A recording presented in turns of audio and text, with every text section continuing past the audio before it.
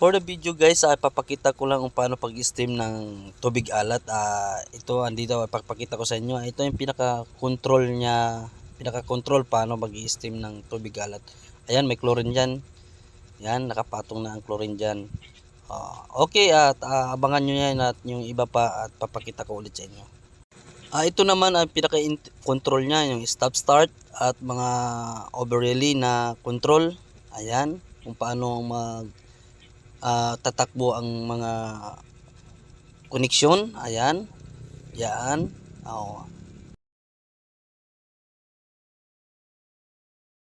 Ito ng mga kaludi at andito nga tayo sa pinaka-filter.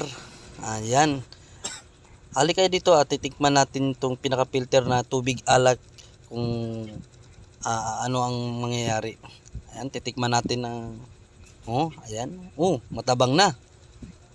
At subukan natin ulit. Inumin natin. The best.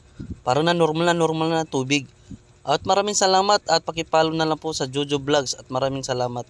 At huwag po kayo magsawa sa mga video ko. Ingat po tayo sa maghapon.